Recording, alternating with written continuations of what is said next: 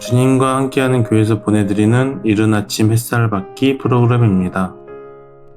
이 시간을 통해 하나님의 말씀에 나를 비춰보며 나 자신을 성찰하는 시간이 되시길 바랍니다.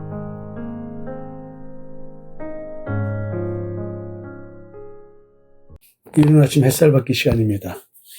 오늘은 어제 말씀드렸던 것처럼 아사 왕이 산당을 제거하지 않았다고 성경은 기록하고 있는데, 이 말 속에 숨은 자기 중심적 탐심, 즉 우상 숭배가 어떻게 하나님께 대해 숨겨져 있는가에 대한 내용을 좀 설명하고자 합니다. 이를 창세기의 선악과의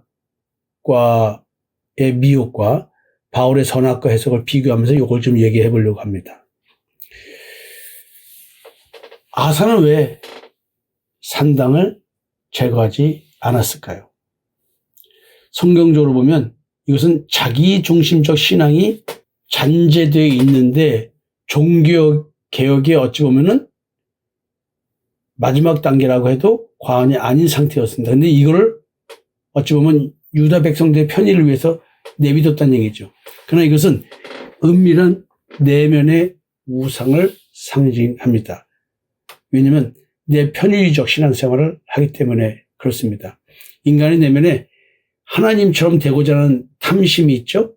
이게 바로 뭐냐면 선악을 알게 한 남의 열매를 보고 느낀 인간의 반응입니다. 보암직하고 먹음직하고 지혜롭게 할 만큼 탐스러운 열매.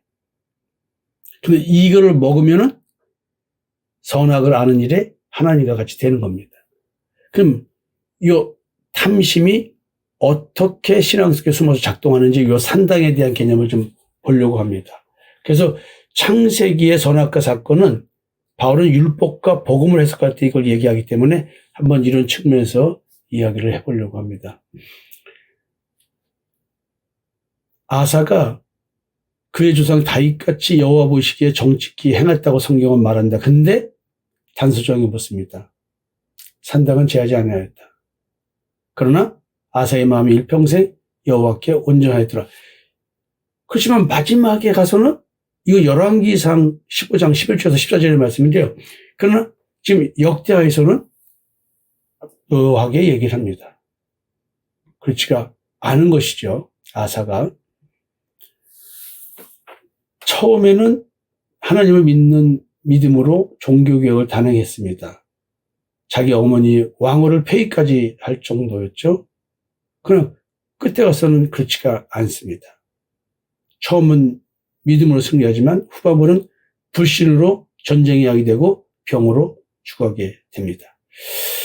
따라서 이 산당을 제하지 아니하였다는 이 말 속에 숨은 말, 표면적으로는 아사가 하나님을 경외하고 개혁을 단행했지만 산당을 남겨둔 사실은 내면의 자기의 의와 탐심이 완전히 제거되지 않음을 나타내는 의미가 아닐까라는 생각을 해봅니다.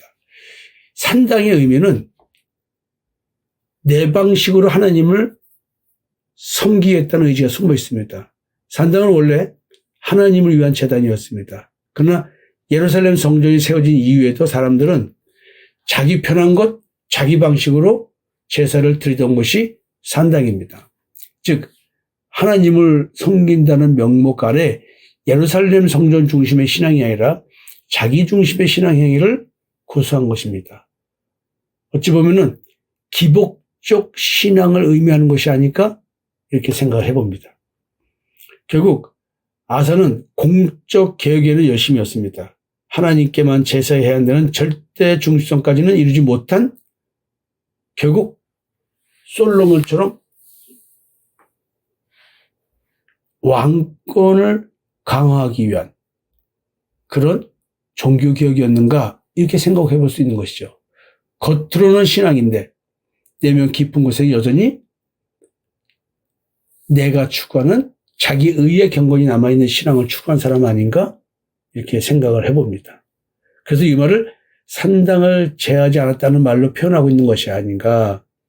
하나님을 섬기지만 나의 기준으로 섬긴다는 아사 왕의 내면을 이 뭔가 온전하다고 말해놓고는 뭔가 부족함이 있다는 말을 통해서 뉘앙스를 그렇게 풍기는 것이 아닌가 이런 생각을 해봅니다.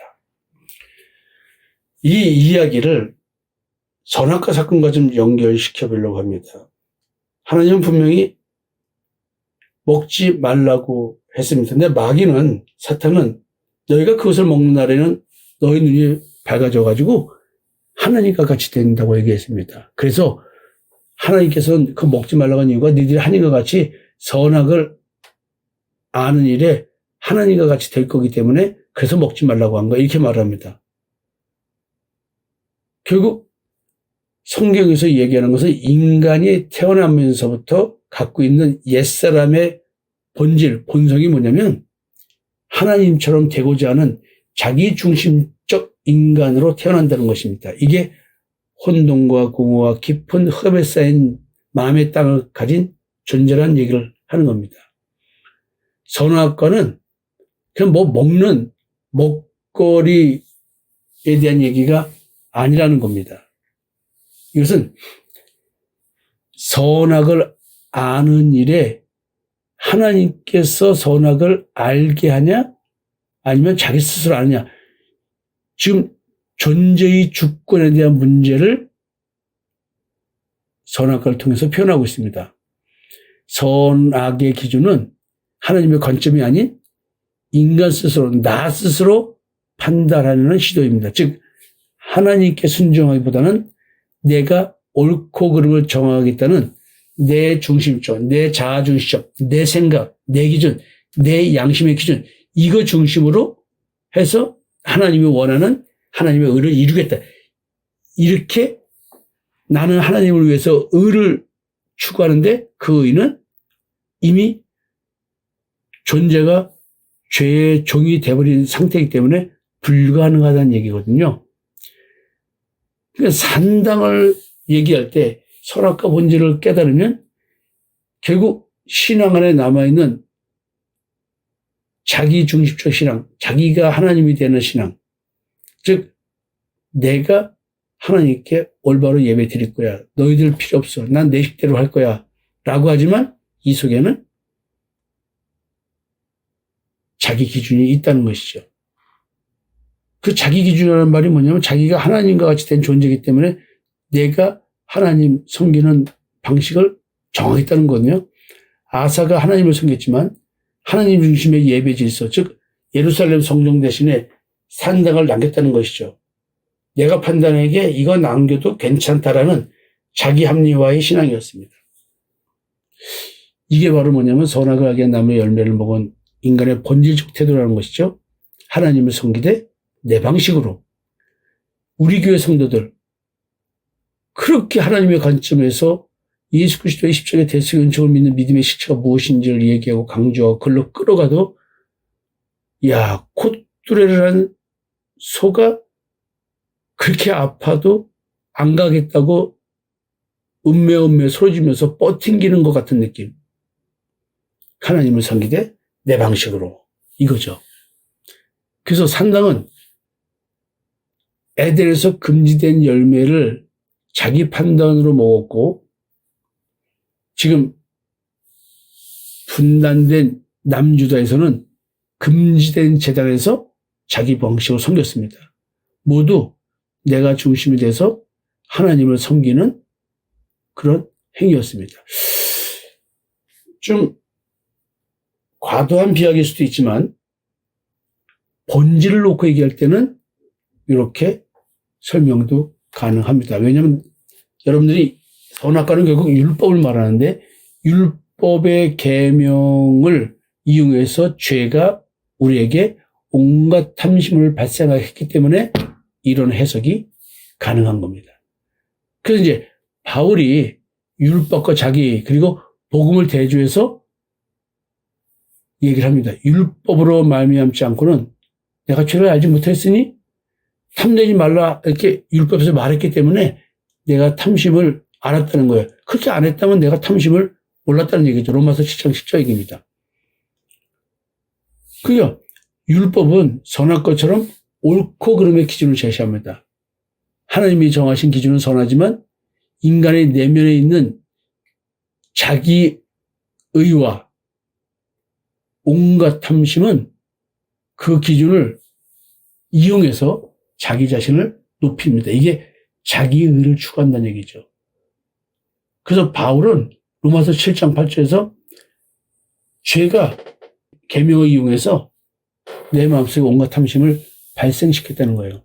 그래서 아사가 산당을 제거하지 않은 것은 율법의 행위는 공적 종교개혁을 수행했지만 내면의 탐심은 여전히 남아있음을 보여주는 거 아닌가 이런 생각을 합니다. 그 탐심이 뭐냐면 내가 하나님을 어떻게 섬길지 내가 정할 거야. 자기의의 탐심이죠. 여러분들 이걸 잘 이해하셔야 됩니다. 산당을 놓고 이렇게 접근해서 말씀드리는 이유가 뭐냐면 내 편의주의적 신앙이 어떤 결과를 가져오는지 꼭 느끼게 하려고 이 말씀을 별도로 드리는 것입니다. 바울은 하나님의 의가 율법 외에 나타났다고 말합니다. 그것은 예수 그리스도를 믿음으로 말미암는 의입니다. 율법의 의와 믿음의 의. 로마서 3장 21절부터 22절을 참고하십시오. 아사는 분명히 율법적 개혁에는 성공했습니다. 근데 마음의 변화를 이루는 복음적 의에는 도달하지 못한 것 같습니다. 즉 자기의 의와 믿음의 의 얘기는 믿음의 의는 몰랐다는 얘기죠. 그리스도 안에서만 산당을 철거할 수 있는 참된 성령 회복이 이루어집니다. 즉 자기중심성, 선악과를 먹은 옛사람이 추구하고 있는 그 행위적 신앙, 그 다음에 온갖 탐심이 지배하면서 그 탐심을 자기 의를 가리면서 마치 하나님을 섬기느냐 하지만 근본적인 것은 그 탐심을 채우고자 하는 이 본질, 이것을 해결해야 되는 거거든요. 그래서 여러분들이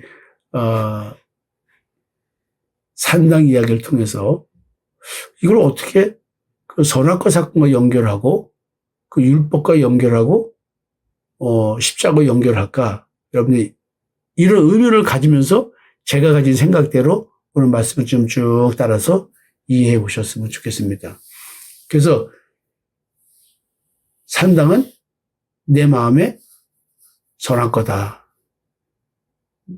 내가 주권자라는 자기 우상 숭배적 존재의 신앙, 이게 산당으로 표현된 것이고 율법은 그 산당을 드러내지만 철거하지 못하고 있더라. 그래서 율법은 죄를 깨닫게 되면 우리가 죄를 죽일 수가 없는 거예요. 오직 예수 그리스도의 십자가의 대속을 믿는 믿음으로만 그 산당, 온갖 탐심이 숨어있는 거짓된 신앙, 이거를 무너뜨릴 수 있다고 얘기를 하는 겁니다. 그래서 아사야 선지자에게 하나님의 영이 임하니까 영적 세계를 보고 얘기를 하는 겁니다. 참신이 없다. 율법도 없고 가르치는 제사장도 없다. 이런 얘기를 하는 겁니다. 그래서 아사의 산당 미제거 사건은 복음적 관점에서 보면은 자기의의 잔재다. 내가 하나님을 섬기는 거야. 이게 가장 중요한 문제죠. 하나님의 관점에서 하나님이 요구하시는 그대로 신앙생활해야지 자기가 생각하는 신앙생활을 하는 것이 아닙니다. 사랑하는 성도 여러분, 산당을 제거해야 됩니다. 우리 신앙의 산당을 제거해야 됩니다. 율법의 자기의 단 한 뿌리라도 남겨서는 안 됩니다. 십자가의 죽음, 무덤에서 부활, 이것만이 내 마음속에 숨어있는 온갖 탐심의 산당을 무너뜨릴 수가 있습니다. 오늘 하나님은 내 마음의 성전을 세우시기 위해서 이 산당을 반드시 무너뜨릴 것입니다. 여러분, 오늘 고민하는 하루 되셨으면 좋겠습니다. 감사합니다.